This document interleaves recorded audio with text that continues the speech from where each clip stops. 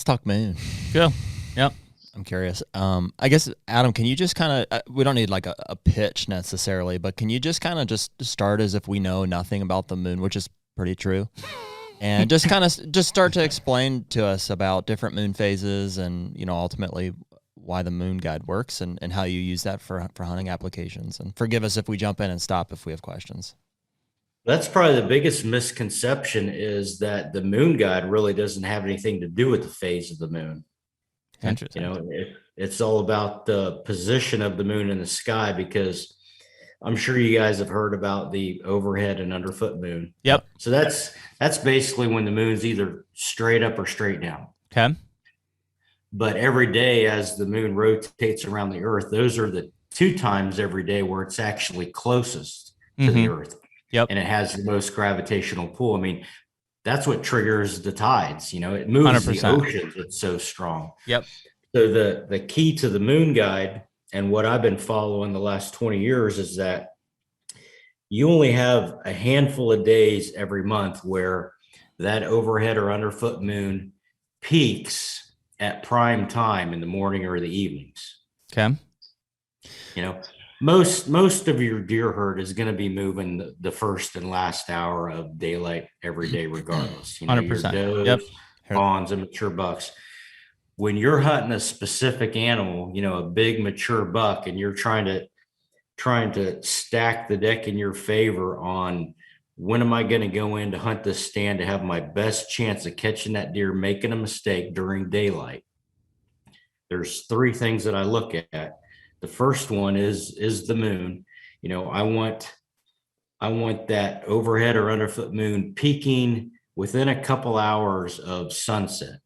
You know, I want that deer to have every reason to get up just a little bit early. And that's really all it is. It's a natural, instinctive, if you want to call it an urge, a push, whatever. I mean, they can sense that gravitational pull just like they can sense barometric pressure. Yep. You know, and changes in the weather. Mm-hmm. It's just something that, you know, they normally want to get up and move, you know, right before dark. But an older, mature deer is probably more likely just to stay put until dark just to be safe. But when he's got that extra push from that gravitational pull peaking at prime time when he wants to get up and move anyway, it's just, like I said, it's just another natural, instinctive factor that can help that deer or make that deer get up and move just a little bit early. Yep. Makes sense.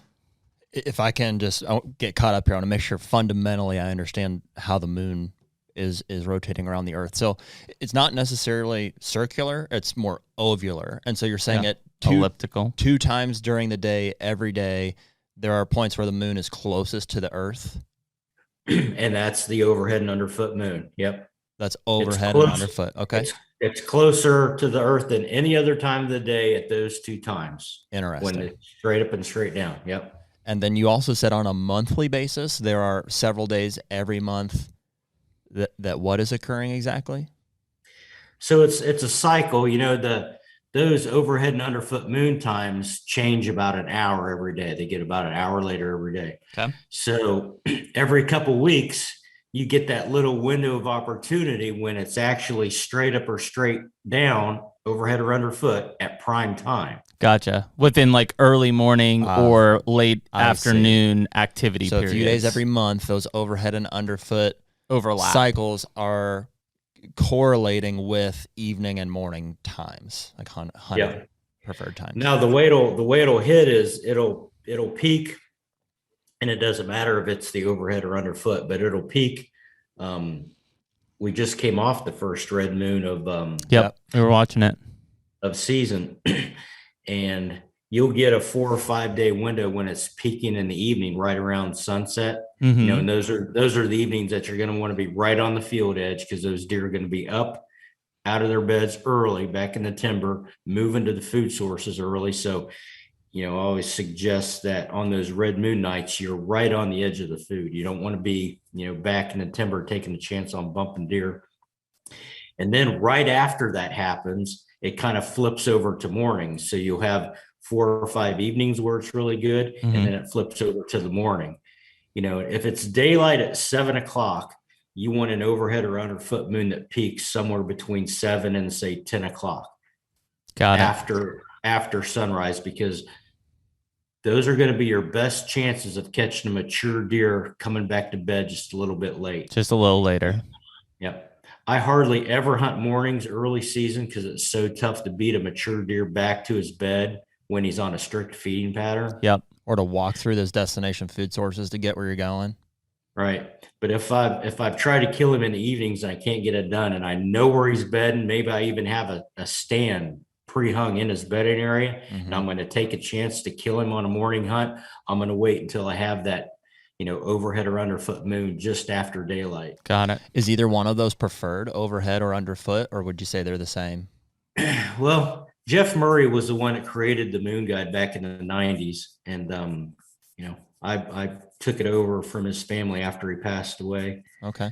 And Jeff wrote in his book that the overhead moon is stronger because it's closer. It's not on the other side of the planet.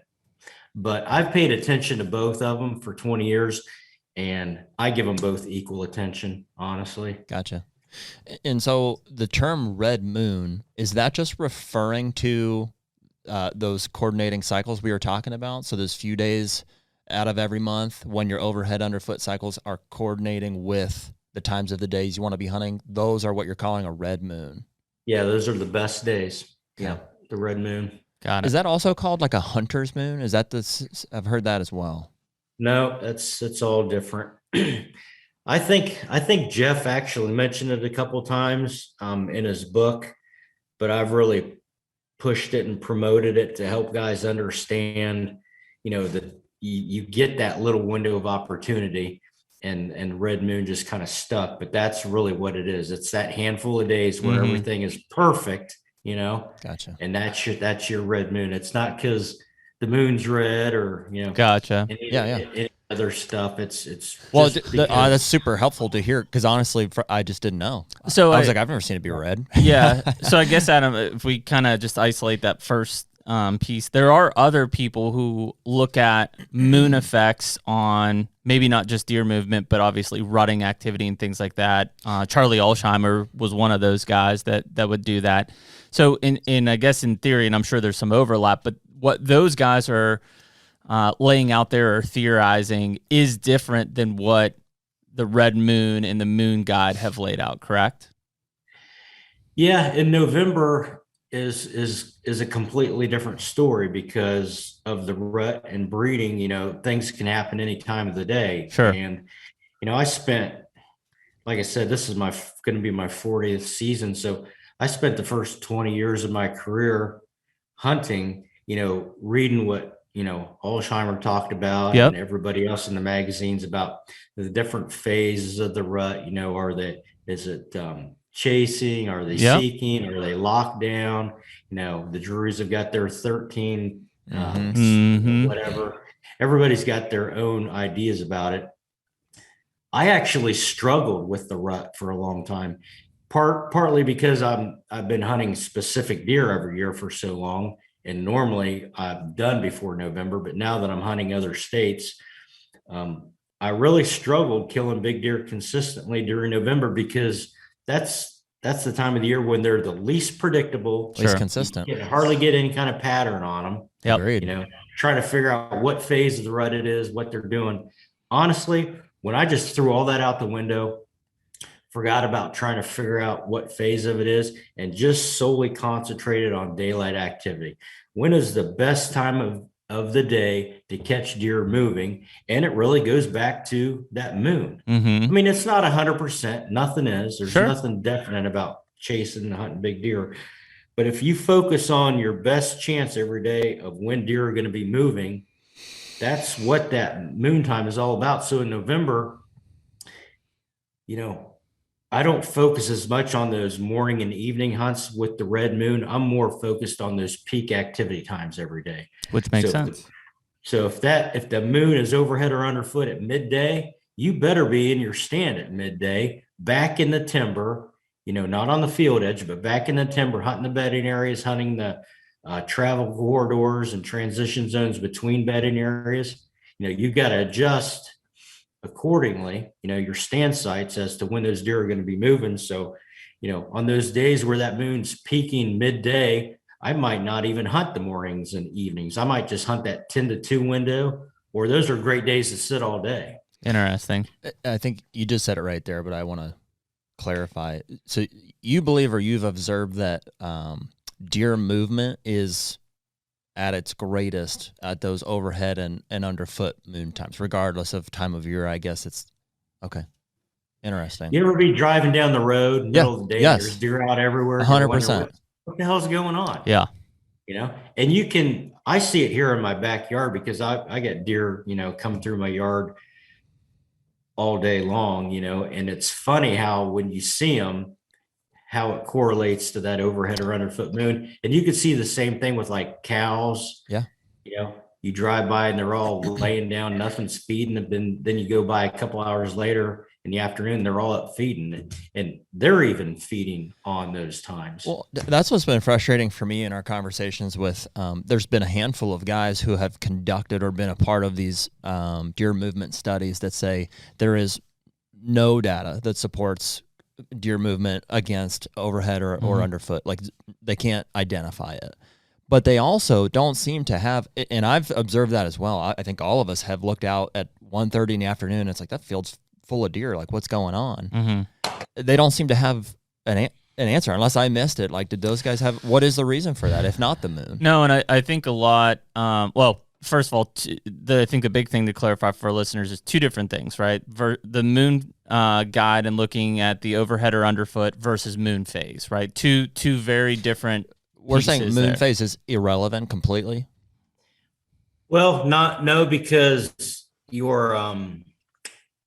your full moon and new moon are never going to peak at prime time in the evenings. Let me make sure I'm getting this straight. Yeah, me too. It's a lot to think about.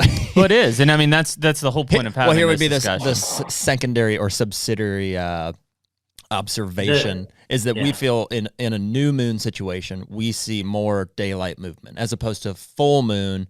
Seems like they move more after dark. Yeah. Right. The red moon's always going to hit right around that, the quarter moons. Quarter moons. If you really had to focus on the phase, that red moon's always going to be like a quarter moon. It's never a full moon or a new moon. So okay. I think on a research side, and this is one where we'll probably get with Bronson because he's got data that we can manipulate essentially to appeal to, is that a lot of times when they're looking at a group of mature bucks or even a specific buck, they're looking at it at a deviation from what his normal movement is, right? Mm-hmm. So let's just say this deer on average moves whatever, X hundred yards per day. I think when they do this, and this is just speculation, right? But when they do these analysis, maybe that deer doesn't necessarily move more, but where he goes is different, right? So maybe he's moving like that buck we saw last night on Illinois camera. That deer moved a bunch in a 20-yard, 30-yard square area. Mm-hmm. Versus linear to a food and back. Does that make sense? Yeah. So he's not necessarily moving more, but where he could be visible more to a hunter at least may change with the moon. Well, so the moon guide, it sounds like, points to specific expected movement. It does. To say, hey, when the moon is doing this, hunt these feeding types of areas. Field edge, bedding. I know, Adam, we're not ever going to get to when the moon is doing this, he's doing exactly. I know that doesn't exist. But it is optimum times to hunt. That's what we're looking for, right? Yep. Take me